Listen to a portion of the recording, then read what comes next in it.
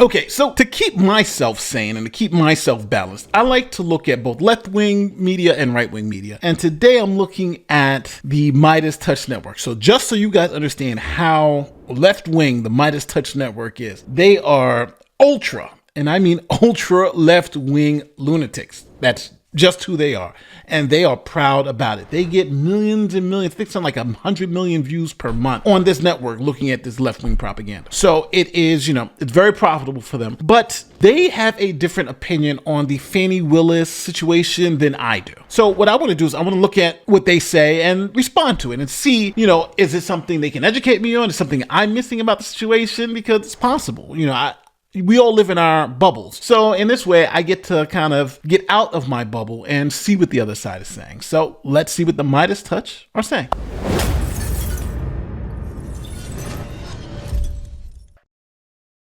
I'm honored to be joined by Georgia State Senator Harold Jones. You may remember that Senator Jones was doing the examination of the lawyer for Trump's co-defendant, Ashley Merchant, at this hearing in the Georgia State Senate. Senator, I want to play you this portion that went mega viral here. And it was your questioning of Ashley Merchant, one of the lawyers in the RICO case representing Trump's co-defendant. And I want to get your reaction to it. But first, let's remind our viewers of what went down in the Georgia State Senate. Play this clip. Ubers on each of these trips. There was a hotel at the beginning of the Royal Bahamas. I didn't include that. I didn't want to do the math, and I also did not want to. How much does Ms. Willis make? 200 and something thousand a year. So your argument is that a person who makes $200,000 a year is actually setting up prosecutions to go on a trip that costs $3,500. That's your argument. No, not in isolation. Yeah, so we just starting off hot already. Obviously, that is a mischaracterization of the evidence. There was about 20,000 in trips and benefits that went to Fani Willis. So there was multiple trips over a span of 6 months. So to say she's doing this just for one trip, obviously, is incredibly dishonest. But, hey, Midas Touch may call him out on that and say, hey, you're misrepresenting what actually happened. But, I'll hold my breath. I mean, you're talking about in isolation. No, I'm not talking about in isolation. I'm talking about what's in briefs.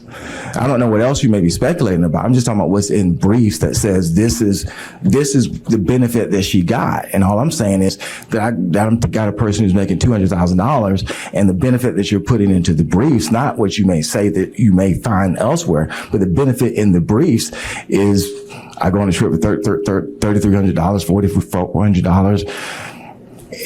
And they have made up all these prosecutions to go on a 3-day cruise for $3,300. I mean, that's your argument. That's your argument, that's your argument. That's not. That's in the brief. That's not our argument. So, we did argue for about 3 hours. What else is in the brief? What else is in the brief? Yes. A lot of facts, a lot of law. No, as far as actual financial benefit.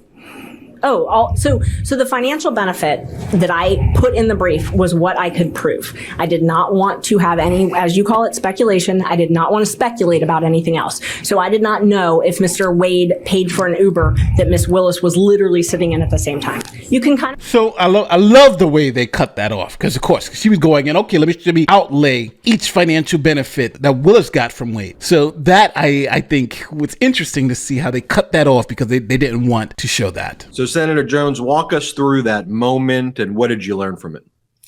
Yeah, so what we had was, we've been hearing about all these lavish trips and things of that nature. So one of the things, one had already kind of come out what the trips were.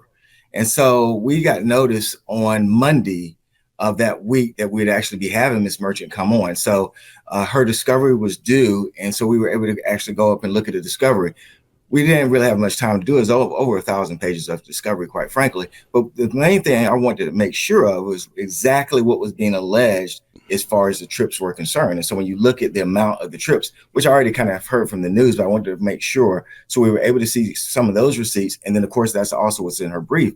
And so the point was, and the point that I had really been kind of articulating to people for some time was that a person who makes over $200,000 would actually create these type of prosecutions, felony prosecutions, high profile prosecutions that can receive death threats and things of that nature to make these kind of trips that are actually taking place, which to most persons would be very minimal type trips, or 3-day cruises and things of that nature. So he said a lot here. And I'm thinking he's saying a lot of nonsense. Because again, this person doesn't give a damn about the facts. He wants to protect Fani Willis, which I understand, right? That's his job. His job is to confuse you so you can, ignore the facts of the Fani Willis case. But let's just make it very clear. The financial benefits. You have the chief prosecutor who makes $200,000 a year, hires her boyfriend, pays him $650,000 to prosecute these people. And her boyfriend, who she's having sex with before the case, he comes on and he starts taking her on elaborate trips to Napa Valley, to Belize, on cruises, to Aruba, all over the world, right? They're going on these lavish trips, $20,000 in 6 months. And he's saying that most people find that minimal. Let me know in the comments section if you go on $20,000 worth of trips in a 6-month time frame and wouldn't believe that was luxurious. First class accommodations. Matter of fact, they went on day trips this place and they're going across the continent. And some trips cost $3,000, some trips cost $4,000, but in all total, it's $20,000. And you see how he's trying to say it's essentially nothing. Again, it's not about the facts. It's about how you can spin it. And these 300,000 people that they're talking to have just been spun. It is not plausible that you're really trying to make that argument. And so I was very curious when I read the briefs and things of that nature to make sure that this is basically the financial benefit that they're actually claiming, that this is it, that this is the financial benefit that ought to be able to basically stop Ms. Willis from bringing this particular lawsuit or not bringing this particular action. And the key is, I want to make some other point there. It's really, and I'm even probably getting to the trap about calling the financial benefit. They had a relationship and they went on trips together. This is not a financial benefit in the more common sense of it, of someone actually just handing you money. They had a relationship and they went on a trip. Now, we can discuss whether it's bad judgment or not, 100%. But I think when we kind of do the narrative of financial benefit, we're making it seem as though they're having a prosecution to actually receive direct funds. They are in a relationship, or they were in a relationship. Well, what I don't think he understands is Fani Willis had the power to hire whoever she wanted and pay them a particular salary for the prosecutions, right? There's many lawyers out there in Georgia. But who did she pick to do it? She picked her boyfriend, someone she was banging before this whole thing came up. And she hired him. Now, she only makes $200,000. He makes $650,000 within that same time frame. Okay, so it's what, 3 times more than she's making? So then when you say, okay, well, what financial benefit could she have gotten? She was getting elaborate trips. And to the point of, I think, $20,000 with trips and benefits and dinners, all came out to about 20 grand. Just round figure. But think about this. If what he's saying is true, then why did Fani Willis have to pay back any of it? Why did she say she paid back any of it in cash? She should have said, these are nothing trips. We went to the park. This is nothing. There's no financial benefit of cruise to Belize and trips to Napa Valley in California. All this stuff is minimal trips. But you know why she didn't say that? Because she knew that the financial benefit was huge. And no one really believes that she paid him back in cash.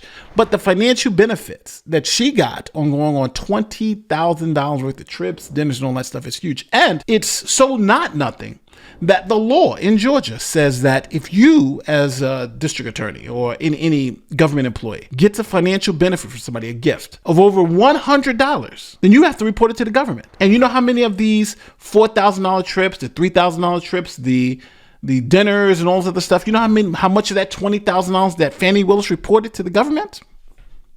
0. So yeah, that shows me that either she's trying to hide it, she got the benefit, and that it was large enough where even she didn't fill out the legal paperwork that she needed to fill out to stay out of trouble. So yeah, there's a lot here. But again, he needs to downplay it because he wants anybody who's watching this to believe this was all a nothing burger. The judge is ridiculous, and Fani Willis did nothing wrong, which she would even admit she didn't. She did something wrong. Relationship. Part of any relationship would actually be that you actually go places together. That's just life. And so the danger to some extent of this whole argument to some extent is if you have a relationship, especially if you're a government employee, that's some kind of way. If you have a relationship with another person in government, that's some kind of way that's a financial benefit to you. You see how he just throughout all the nuance. If I'm a cop and I'm in government and my wife is a secretary for the mayor and she's in government, then that means that there's a financial benefit. No, that's not what happened here. What this is that there's a supervisor, Fani Willis, is a supervisor, hired her boyfriend, paid him double or triple what she's making, and then in return got $20,000 in elaborate trips and gifts and cash and everything to her benefit. That's the issue here. But again, he can't acknowledge that because he's he's got to carry water for Fani. And that was another part that I almost wanted to kind of bring out, but I kind of just stuck to where I was on that particular point. As I was watching these hearings, we were broadcasting it live here on the Midas Touch Network, and we had tens of thousands of people watching. In my commentary, I was like, could we just talk about what the evidence is here on this issue of actual conflict? I don't want to hear about the sex lives of private individuals. Show me what the actual conflict is. And now Judge Scott McAfee ruled that there is no. Now, what I love is that the whole New York case, the case in New York, is all about the personal sex life with Donald Trump. And they carry it wire to wire, right? All these cases that involve sex with Republicans, they'll cover it wire to wire. They want to know all the details. When it comes to Fani Willis, I don't want to hear any of these details, right? It's so obvious. It's so obvious how biased this place is. But the other thing is that there are two ways to disqualify a district attorney. Either one, you show there's an actual conflict. The person was doing this for money, prosecuting you directly for money, right? The second is that there's an appearance of impropriety. And that appearance of impropriety is that people would believe that you're doing this for some nefarious reason. And your motivations are bad. So what they're saying is that, was there an appearance? The judge said no, there wasn't an actual conflict. But there was a big appearance. Matter of fact, that appearance of impropriety was so bad that one of the two people involved had to be disqualified from this case because the appearance was so awful. But we'll see how they spin it. Actual conflict. Right. All of the MAGAs are now saying this is rigged. Judge Scott McAfee worked for Fulton County District Attorney Fani Willis, so he was doing this as a favor to her. We're hearing all of that. Trump, of course, is fundraising off of this. First, let's just talk about the order by Judge Scott McAfee. What do you make of the ultimate ruling that there's no actual conflict? He said there may be an appearance of impropriety, which can be cured by Nathan Wade leaving the prosecution team. Well, no. He said there was an appearance. It could be. He said there was an appearance of impropriety. And because of that appearance of impropriety, that Nathan Wade or Fani Willis had to drop out of the case. Fani Willis can drop out or Nathan Wade can drop out. But one of them had to go. And the reason why, just so we're clear, the reason why is that the judge found that Nathan Wade had lied in court documents under oath to the court to hide the relationship. Now, why would someone want to hide a relationship that was pure, good, and legal, that had no issues? Why would the chief prosecutor in the case lie under oath to the court? If this wasn't a problem, he would have said, yeah, I was banging her before I got married. He would have said that in his divorce proceedings, but he didn't. He lied about it. The judge called him out for lying about it and said because of his motives for lying, right? Why would you lie about something like that? Why would you lie about when the relationship started? Why would you lie that you were even in a relationship? Why would you lie about the reimbursements? You guys know that in Georgia, anything over $100 has to be reported, but you guys specifically didn't do any of that stuff. And on top of that, did it in a way where nobody can verify that you actually got paid back. So what the judge said is because of all that, you had a crazy appearance of impropriety, and one of these two individuals had to go to end that appearance. Nathan Wade was the one to go. Right. And I think the key language there is when he says there's no actual conflict. In fact, I'm actually I've given my opinion on some other places that the appearance of impropriety, to me, the rationale that he's using, it doesn't really cut mustard, so to speak, because his appearance is saying that the public, a reasonable person of the public, because these persons dated and because they may have had a trip, now may not basically have faith in the system or in the process. So you heard what he just said there, because they dated and because they went on a trip. No. And you could tell he didn't read the opinion at all. The judge specifically said, because Nathan Wade lied about the relationship in court documents and under oath. Because they knew that they were supposed to report everything over $100, and they didn't. The matter of fact, it was $20,000 that they didn't report to the state and reconcile these funds. So because of all that, because also she hired her boyfriend, essentially, she's making $200,000 a year. He's making $600,000 in that year. So because of all these little things, they piled up.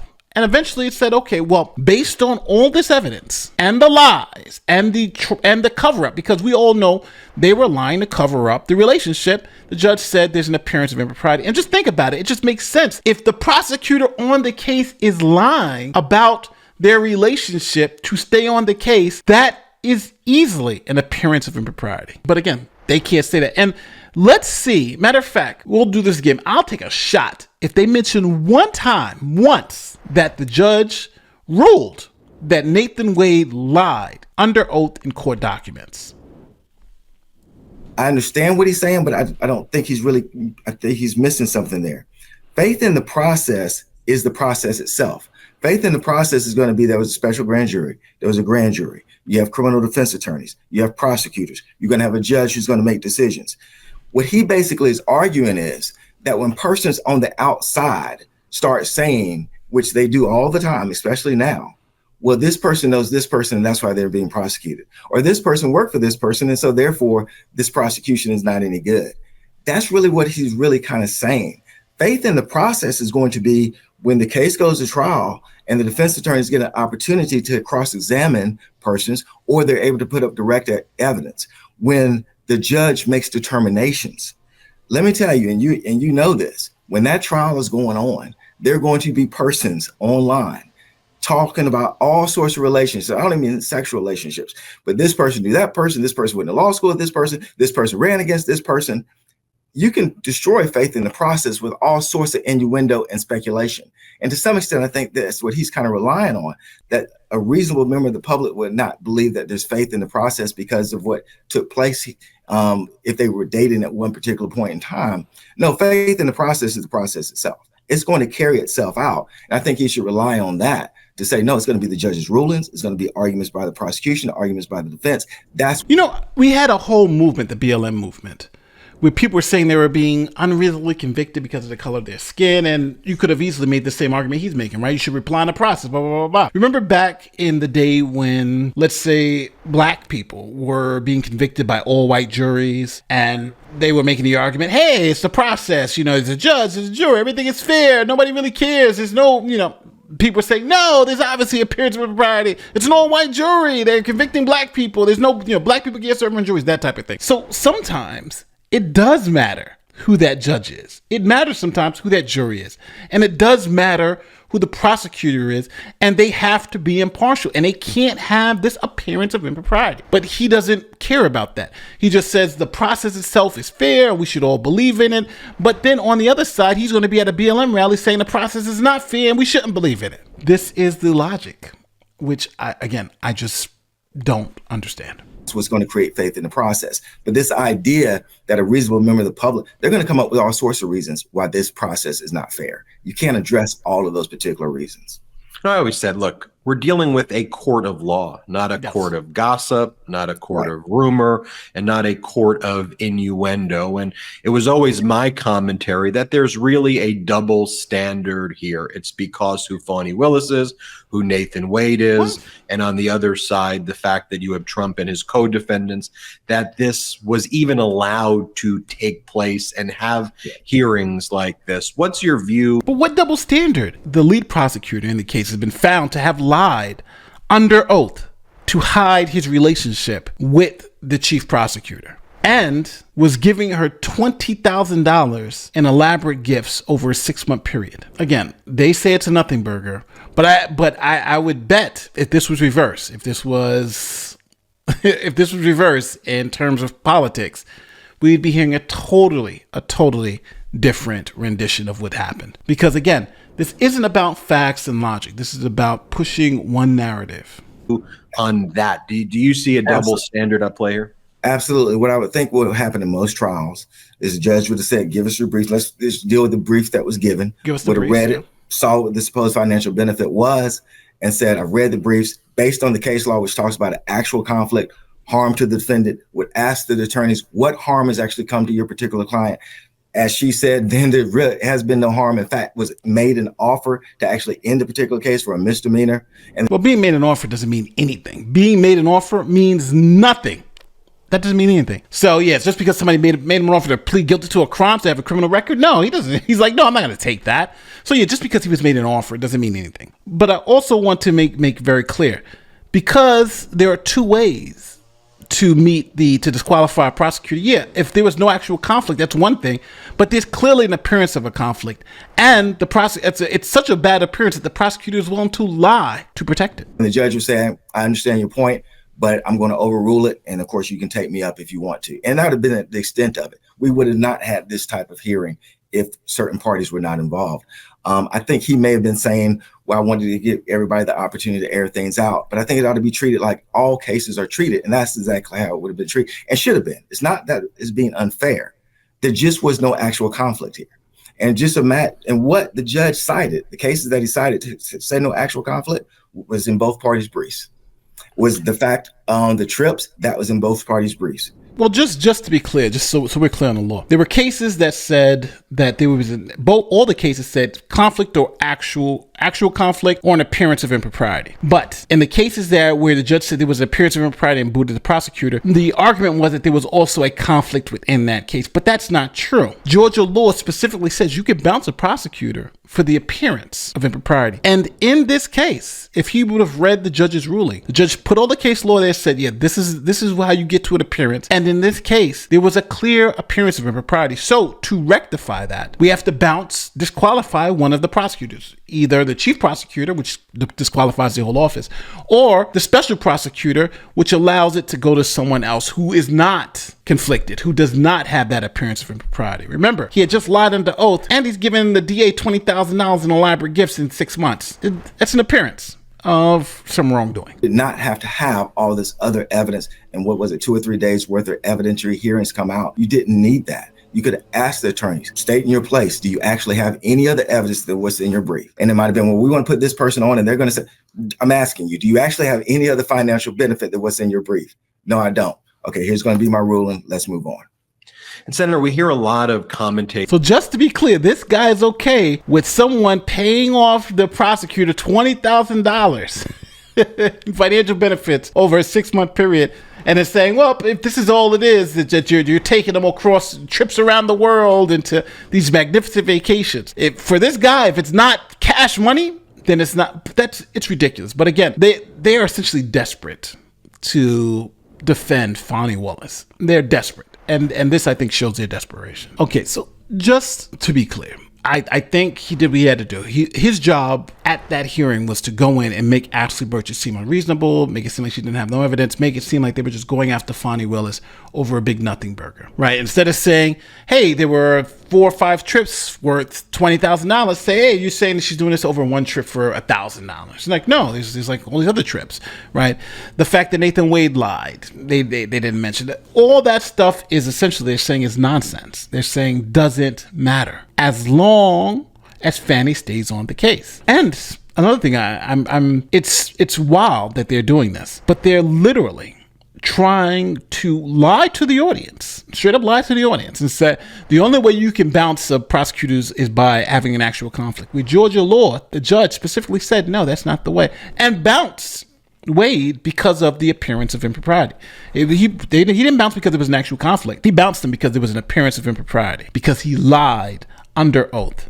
And as you can see, they didn't mention that. Why the hell is he lying under oath? Why the hell is he lying to protect the relationship? Why the hell didn't they reconcile the finances where Fani Willis and Nathan Wade both know as government employees they have to, any gifts over $100, they got to report. She got $20,000.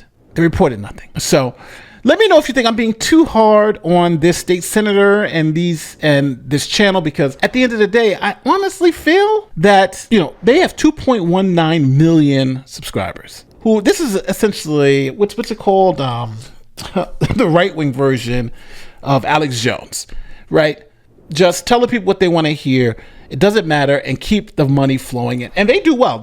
I wish I can do this. I wish I can just join one side and say, hey, I agree with everything they say, and try to spin it to make the other side look good. But I would bet you any amount of money that if the roles were reversed here, and this was a Republican prosecutor and a Democrat, right, it would be totally. Matter of fact, the Moms of Liberty case, I bet you if you look at their things about, remember for the Moms of Liberty case, one of the Moms of Liberty was caught up in a sex scandal where her and her husband were having threesomes, and it's all about sex. There's nothing about her job because she had a public position, but nothing to do with her job, all with her private life sex act. They did whole videos about it. Oh, she's a bad person, this, right? It's all about her sex life. But now when it comes to Fani Willis, oh, we shouldn't be looking at her personal sex life. You have it both ways. But if you think I'm wrong, let me know in the comments section. Don't forget, I want to know where I got it wrong. Like, share, subscribe, do all the great YouTube stuff. My name is Nate the Lawyer, and I'll see you in the next one. Peace.